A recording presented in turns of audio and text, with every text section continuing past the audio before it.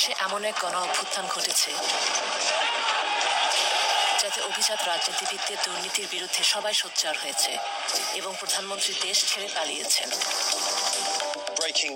সত্য পাওয়া খবর, বাংলাদেশের প্রধানমন্ত্রী শেখ হাসিনা পদত্যাগ করেছেন। তবে এই অভ্যুত্থানের আগে থেকেই আল জাজিরা এমনই একজন রাজনীতিবিদকে অনুসরণ করা শুরু করে। আমরা ছদ্মবেশে তার অন্দরমহলে প্রবেশ করি। আমার গ্রাহকরা একেবারেই ধরাছোঁয়ার বাইরে। তার প্রচুর গোপন সম্পদের খোঁজে। আমার খুবই সুন্দর একটা পেন্ট হাউস আছে। বিভিন্ন বাধা পেরিয়ে আপনি বড় প্রকল্প নিলেই কর্তৃপক্ষ সজাগ হয়ে যায়। তিনি লন্ডনে তার সম্পদ উপভোগ করছেন। আমি স্যুট ভালোবাসি। সুপার 200, দাম 6000 পাউন্ড। তার সম্পদের বিষয় খুব বাড়তে থাকায় আমরা মন্ত্রীর মিলিয়ন মিলিয়ন ডলার সম্পদের খোঁজে নামি।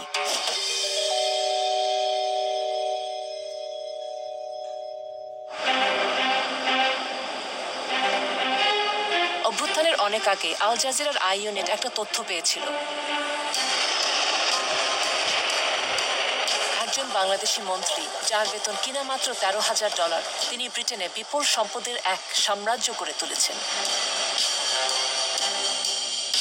এই অভিযোগ অনুসন্ধানে আই ইউনিট একটি ছদ্মবেশী দল গঠন করে। 2023 সালের মধ্যে, অর্থাৎ যেটা ছিল গণ অভ্যুত্থানের আগের বছর, আমাদের ছদ্মবেশী প্রতিবেদকরা মন্ত্রীর ঘনিষ্ঠ লোকজনের কাছে পৌঁছায় এবং তার $1,40,00,000 লন্ডনের বাড়িতে আমন্ত্রণ পায়। হ্যালো মিস্টার লি, প্লিজ আসুন, স্বাগতম। হ্যাঁ, এটা খুবই নিরিবিলি একটা বাড়ি। আমার নিরাপত্তার জন্য খুবই সুরক্ষিত এমন একটা বাড়ি প্রয়োজন ছিল। কত তলা? 5 তলা। এটা আমাদের সিনেমা হল। এটা আমার নতুন রোলস।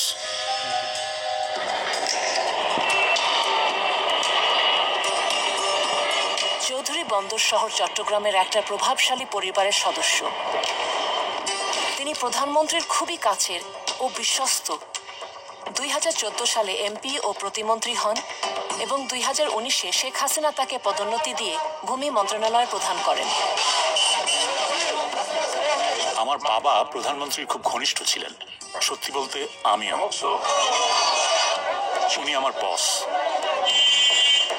চৌধুরীর সম্পদের উৎস তার ব্যবসা এবং বাংলাদেশের অন্যতম বৃহৎ ব্যাংক ইউসিবির শেয়ার। বাংলাদেশের কঠোর মুদ্রানীতি অনুযায়ী দেশটির নাগরিকরা বছরে $12,000 বেশি বিদেশে নিতে পারেন না। এই মুদ্রানীতিটি হয়েছে বাংলাদেশের অর্থনীতির সুরক্ষার জন্য। আমাদের বৈদেশিক মুদ্রার রিজার্ভ ব্যাপকভাবে কমে গেছে। কেউ যদি কেন্দ্রীয় ব্যাংকের নির্দিষ্ট অনুমতি ছাড়া বাংলাদেশ থেকে টাকা নিয়ে যায়, সেটি অবশ্যই মানি লন্ডারিং আইনে একটা অপরাধ।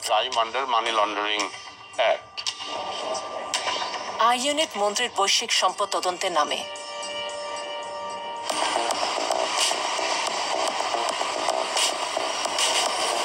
প্রথমে আই ইউনিট দেখার চেষ্টা করে মন্ত্রীর কি পরিমাণ সম্পত্তি ব্রিটেনে আছে। ফলাফল চমকে ওঠার মতো। চৌধুরী ডেভেলপারদের কাছ থেকে বাড়ি কেনার জন্য বেশ কিছু কোম্পানি তৈরি করেন। 2016 থেকে 2021 সালের মধ্যে তিনি যুক্তরাজ্যে 265টি বাড়ি কিনেছিলেন। তিনি প্রধানত বার্কলি গ্রুপের মতো শীর্ষ ডেভেলপারদের কাছ থেকে কিনেছেন। আপনাদের মন্ত্রীর ব্যবসা রয়েছে। হ্যাঁ, তিনি সম্পত্তির ব্যবসায় জড়িত। আবাসন সংকটের কারণে তিনি প্রচুর লাভ করেছেন। কিন্তু তার কেনাকাটা সেখানে থেমে থাকেনি। 2021 সালে চৌধুরী লন্ডনের এই বিলাসবহুল সম্পত্তি $1,60,00,000 কেনেন। চৌধুরীর বেশিরভাগ সম্পত্তি বাই টু লেট, যা তিনি লাভের জন্য ভাড়া দেন। এরপর 2022 সালে তিনি 89টি বাড়ি কিনলে মোট বাড়ির সংখ্যা দাঁড়ায় 360টি, যার বাজার মূল্য $25 কোটি। উনি একজন অত্যন্ত ধনী ও সুপরিচিত রাজনীতিবিদ। তিনি সরকারের মন্ত্রী এবং যুক্তরাজ্যের শত শত বাড়ি কিনেছেন। উনি সেই ব্যক্তি যিনি একটি অত্যন্ত দরিদ্র দেশের তথাকথিত নির্বাচিত গণতান্ত্রিক রাজনীতিবিদ। আন্তর্জাতিক দুর্নীতির সূচকে যে দেশটির অবস্থান অনেক উপরে, সে বাংলাদেশের একজন বিশিষ্ট রাজনীতিক হিসাবে মিস্টার চৌধুরীর এস্টেট এজেন্ট, ব্যাংক, ঋণদাতা ও আইনজীবীদের কঠোর যাচাইয়ের মুখোমুখি হওয়ার কথা।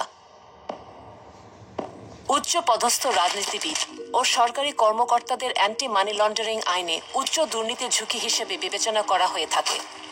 তাদের ধন সম্পদের উৎস চুরি হওয়া রাষ্ট্রীয় তহবিল অথবা সরকারি চুক্তি পাওয়ার জন্য প্রদত্ত ঘুষ হতে পারে।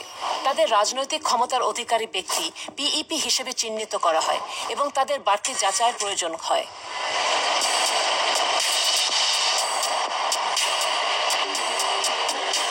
মন্ত্রী কিভাবে এসব যাচাই প্রক্রিয়া অতিক্রম করেছিলেন তা বোঝার জন্য আমাদের একটি গোপন টিমকে তার একটা সম্পত্তি দেখতে পাঠানো হয়। আমাদের গ্রাহকের লন্ডনে 300টি বাড়ি আছে। উনি লেটিং এজেন্সি মুভিং সিটির একজন বিক্রয় এজেন্ট। তিনি লন্ডনে আসেন, কয়েকটি বাড়ি কেনেন, তারপরে চলে যান।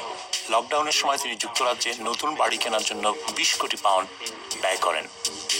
আমরা পরীক্ষা করেছি যে চৌধুরী বাংলাদেশের বাইরে তার যে সম্পত্তি রয়েছে সেটি বাংলাদেশের ট্যাক্স কর্তৃপক্ষের কাছে এবং নির্বাচনী হলফনামায় ঘোষণা করেছেন কিনা। তিনি করেননি।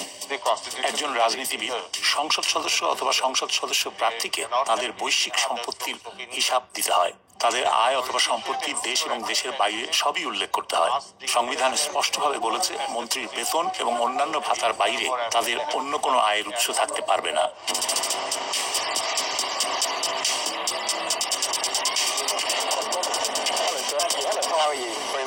আমরা যেমনটা ভেবেছিলাম, এজেন্টটি আমাদের তার বসের সাথে পরিচয় করিয়ে দিতে চাইল।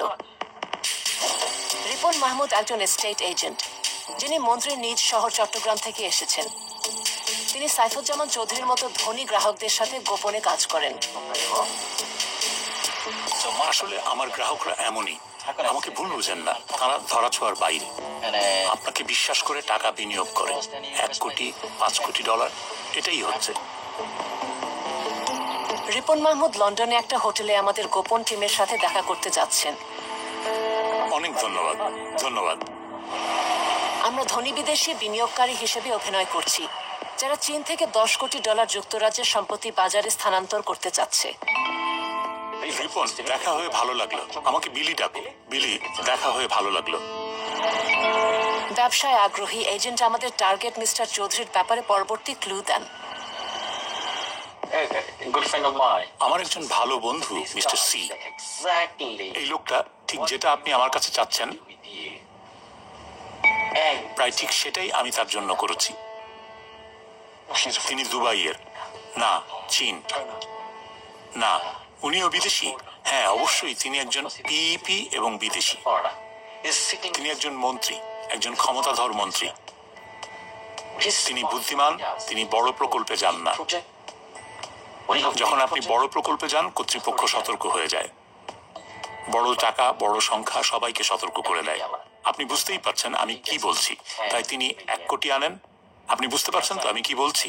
এবং উনি বলেন আমি নগদে কিনিনি, ব্যাংক আমাকে টাকা দিয়েছে। রিপন যখন মন্ত্রীর ব্যবসা দেখছে, তখন বাংলাদেশের সাধারণ নির্বাচনও বেশ ঘনিয়ে এসেছে। হাসিনার সরকারের একজন গুরুত্বপূর্ণ ব্যক্তিত্ব হিসেবে দুর্নীতি নির্মূলের কথা দিয়ে তিনি বেশ প্রচারের আলোতেও এসেছেন। এদিকে আমাদের লন্ডনের টিম একটা গুরুত্বপূর্ণ তথ্য পেল যে মন্ত্রীর যুক্তরাষ্ট্রের সম্পত্তি আছে।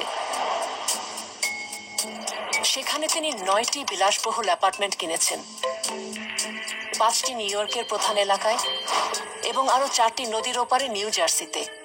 আরো কয়েক দফা সাক্ষাতের পর রিপন আমাদের কাছে স্বীকার করলেন যে তার সবচেয়ে বড় গ্রাহক মন্ত্রী চৌধুরী।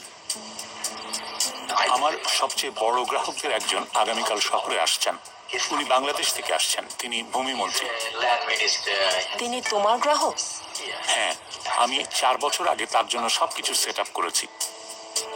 এখন প্রতি বছর সে আমার মাধ্যমে প্রায় 10 কোটি ডলারের বেশি বিনিয়োগ করে।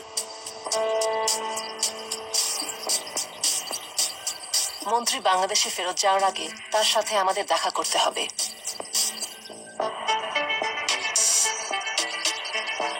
কিন্তু রিপন বলল যে প্রথমে আমাদের চৌধুরীর পরামর্শকদের সাথে দেখা করা উচিত।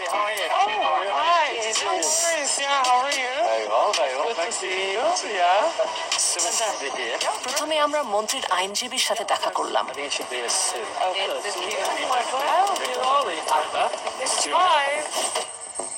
সুবীর দেশাই, মেইফেয়ারের চার্লস ডাগলাস সলিসিটার্সের একজন পার্টনার। তিনি কোম্পানির মানি লন্ডারিং রিপোর্টিং অফিসার হিসাবেও কাজ করেন, যার দায়িত্ব হচ্ছে কোম্পানির আইন কানুন মেনে চলা নিশ্চিত করা। এখানে দেখা যাচ্ছে তিনি রিপন এবং মন্ত্রীকে নিয়ে রাতের খাবার খাচ্ছেন। 2021 সাল থেকে তার প্রতিষ্ঠান চৌধুরীর কোম্পানিগুলোর 100টিরও বেশি ঋণের আইনগত কাজগুলো করেছে, সম্পত্তির পুনঃ অর্থায়নের ব্যবস্থা করেছে।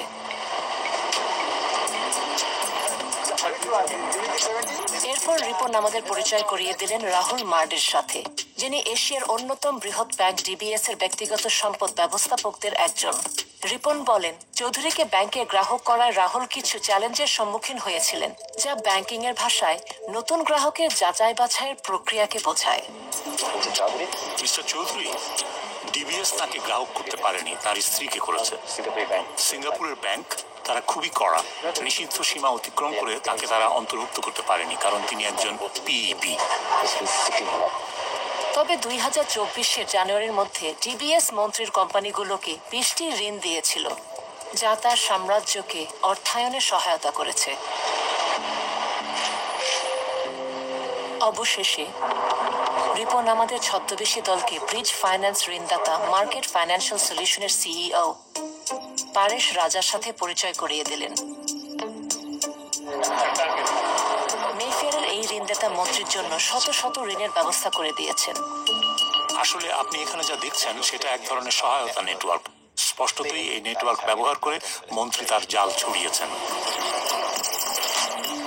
রিপনের নেটওয়ার্কের মধ্যে সেই ডেভেলপাররাও রয়েছে যারা মিস্টার চৌধুরীর কাছে সম্পত্তি বিক্রি করেছে।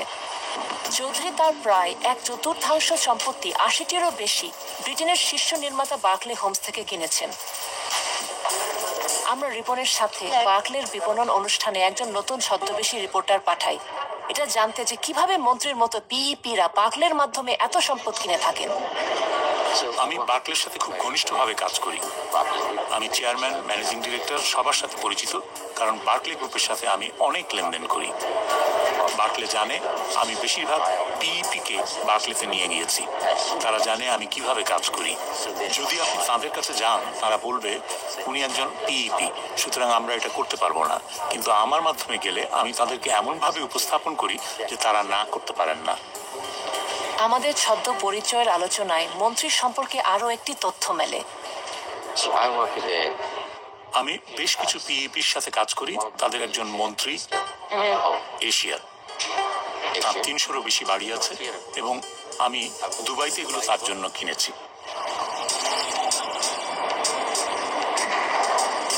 আমরা দুবাইয়ের সূত্রটি অনুসরণ করলাম এবং আরও অনেক সম্পত্তি আবিষ্কার করলাম।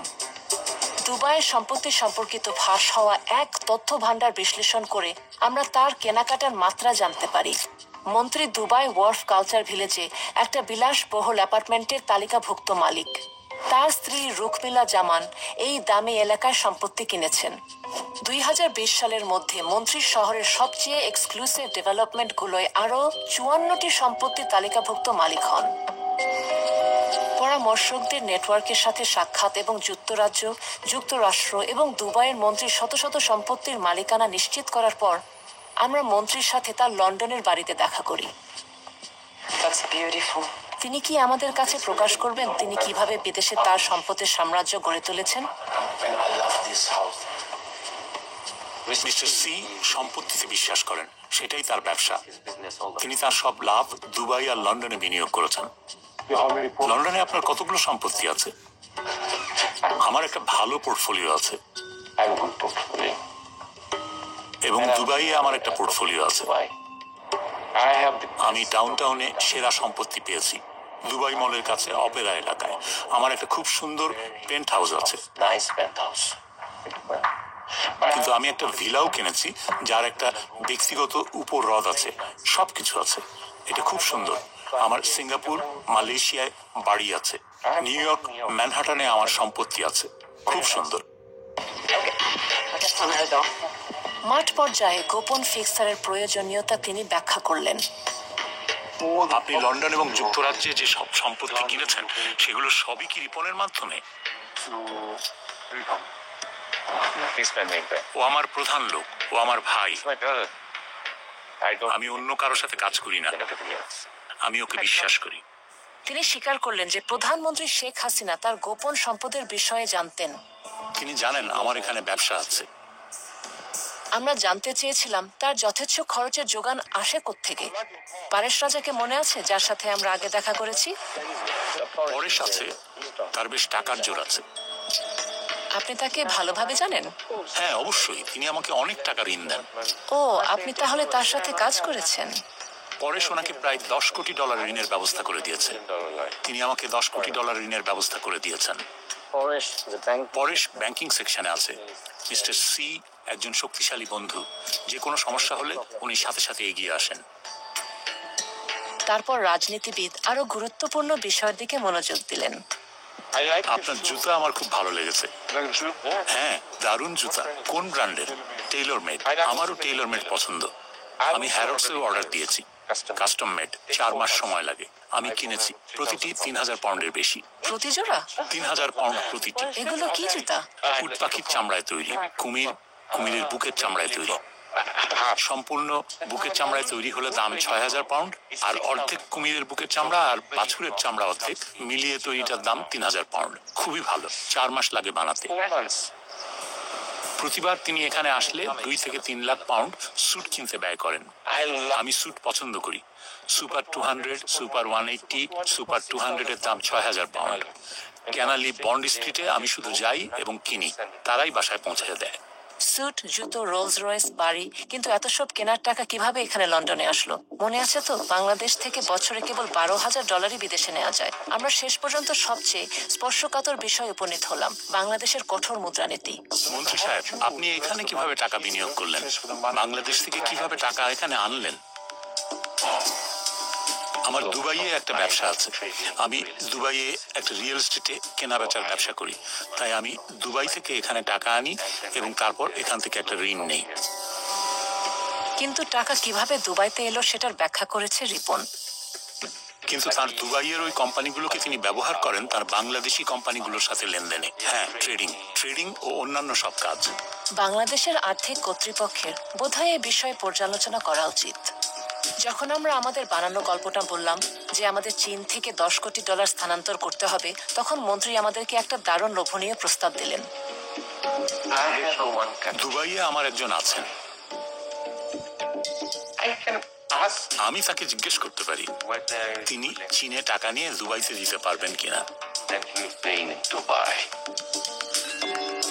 এবং তিনি আন্ডারগ্রাউন্ড অবৈধ ব্যাংকিং সম্পর্কেও জ্ঞান রাখেন। দুবাইয়ে আমার যে লোক আছে সে আপনাকে টাকা দিতে পারবে। আমার তাকে জিজ্ঞেস করতে হবে কত টাকা। আপনি $10 কোটি ব্যবস্থা করেন, এটা কোনো ব্যাপারই না। নগদ সে আপনাকে দুবাইতে দিতে পারবে। আমি যদি তাকে বলি, দেখেন দুবাইতে আমি আপনাকে $10 কোটি দেব, আপনার প্রতি আমার পরামর্শ হবে ধীরে ধীরে টাকা চীন থেকে বের করা, আস্তে আস্তে বিভিন্ন চ্যানেলের মাধ্যমে, সরকারি চ্যানেলে না। পরে অবশ্য একটু ভেবে নিয়ে তিনি সহায়তা করতে অস্বীকার করেন। আপনি এতে জড়াবেন না। না, আমি পারবো না, কোনোভাবেই না। সে তোমার সাথে শুধু বন্ধু হিসাবে কথা বলছে।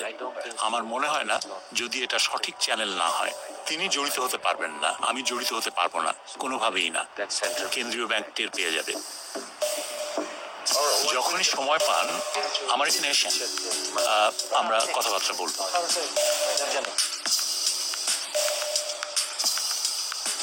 মন্ত্রীর বাসায় পুনরায় যাওয়ার নিমন্ত্রণ সহ আমরা বের হলাম, এবং যখন আমরা ফিরতে যাচ্ছিলাম ক্যাবের ভিতর রিপন মন্ত্রীর বৈশ্বিক সম্পদের প্রকৃত মূল্য জানালো। আমি তার হয়ে সবকিছু পরিচালনা করি, সবকিছু সামলাই। আসলে তার নিউ ইয়র্ক আর সান ফ্রান্সিসকোতে $2 কোটি স্টক আছে, কিন্তু দুবাইয়ে তার $19.5 কোটি আছে। এই $19.5 কোটি তিনি দুবাইয়ের রিয়েল এস্টেটে বিনিয়োগ করেছেন। লন্ডনে তার $30 কোটি আছে। আমাদের তথ্য কাজে লেগেছে। আমরা মন্ত্রীর সম্পদের প্রকৃত মূল্য বের করতে পেরেছি, যা প্রায় $70 কোটি। কিন্তু একটা চূড়ান্ত চমক তখনও বাকি ছিল। সর্বশেষ কোম্পানি হিসাবে দেখা গেছে যে চৌধুরী তার নিজের কোম্পানিগুলো থেকে নিজে 4,70,00,000 পাউন্ড বা $6,20,00,000 ঋণ নিয়েছেন। কিন্তু এসবের কিছুই চৌধুরী বাংলাদেশের আয়কর কর্তৃপক্ষের কাছে প্রকাশ করেননি। একজন আইনজীবীর মতে বিষয়টি তাকে ব্রিটেনেও সমস্যা ফেলতে পারে।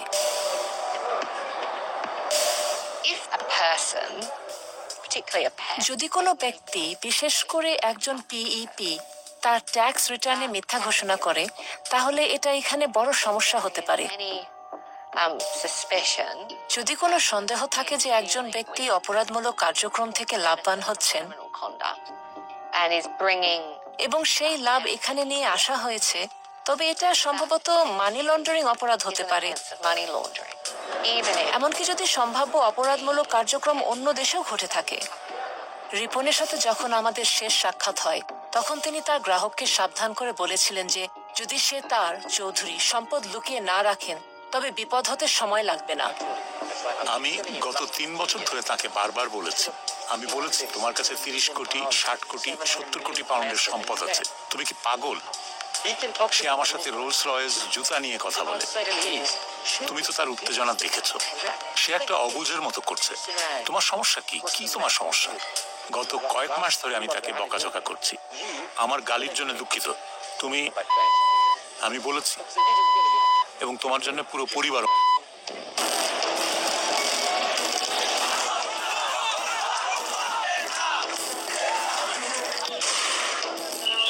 বাংলাদেশ যখন বিক্ষোভে ফেটে পড়েছে, তখন জনগণ জানতে চায় তাদের দেশের লুটের সম্পদ কোথায় গেছে। দেশটির প্রধানমন্ত্রী পালিয়ে গেছেন, তার সরকারে পতন হয়েছে, সরকার ঘনিষ্ঠরা পালাতে গিয়ে আটক হচ্ছেন।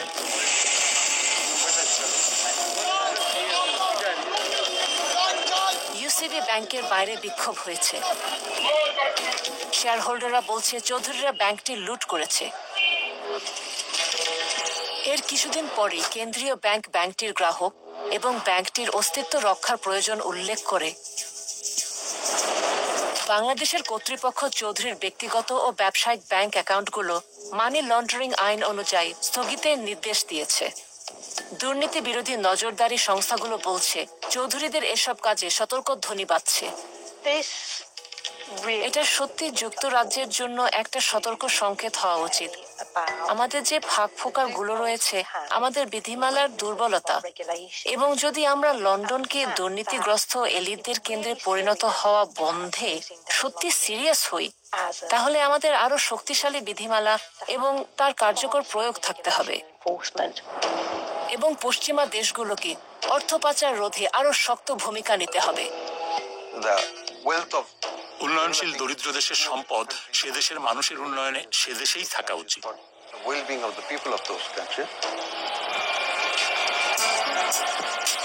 চৌধুরীর বর্তমান অবস্থা অজানা, তার ভবিষ্যৎ অনিশ্চিত, কিন্তু আই ইউনিটের হাতে একটি সাম্প্রতিক কল রেকর্ড এসেছে। আপনি কই এখন? আপনি কি বাংলাদেশে? আমি নিরাপদে আছি, আল্লাহ। কিন্তু বেরোতে পারেন নাই? পেয়েছি। ওয়াও, কোথায় আপনি এখন? ভাই, বেরিয়ে গেছে, আল্লাহ। বাংলাদেশ চৌধুরীর অবৈধভাবে কোটি কোটি ডলারের সম্পদ আহরণের ঘটনাটি তদন্ত করছে। Charles Douglas solicitors LLP, market financial solutions, Paresh Raja DBS bank, Barclay group, moving city estate agent Ripon Mahmud বলেছে যে তারা পিইপিদের জন্য বর্ধিত প্রয়োজনীয় ব্যবস্থাদি সহ আইন দ্বারা প্রয়োজনীয় সমস্ত অর্থ পাচারি রোধে যাচাই পরিচালনা করেছে। পরামর্শকেরা বলছেন যে বাংলাদেশের সাম্প্রতিক ঘটনাগুলি ঐতিহাসিক AML বা KYC যাচাইকারী কারো কাছে তথ্য ছিল না। তারা বলেছে যুক্তরাজ্য, যুক্তরাষ্ট্র এবং সংযুক্ত আরব আমিরাতের সম্পত্তি কেনার জন্য ব্যবহৃত তহবিল বাংলাদেশের বাইরে তার দীর্ঘদিনের বৈধ ব্যবসা থেকে আসে। রিপন মাহমুদ এবং মুভিং সিটি এস্টেট এজেন্টরা বার্কলে গ্রুপে ফ্যাপস পরিচয় করিয়ে দেওয়ার বিষয়টি অস্বীকার করেছেন। মিস্টার চৌধুরী বলেছেন যে তিনি বাংলাদেশের সকল কর আইন মেনে চলেন এবং তার ব্যবসায়িক লেনদেন বৈধ। যুক্তরাজ্য, যুক্তরাষ্ট্র এবং সংযুক্ত আরব আমিরাতের সম্পত্তি কেনার জন্য ব্যবহৃত তহবিল বাংলাদেশের বাইরে তার বৈধ দীর্ঘস্থায়ী ব্যবসা থেকে এসেছে। তিনি বলেন, তার বিরুদ্ধে তদন্ত রাজনৈতিক উদ্দেশ্য প্রণোদিত।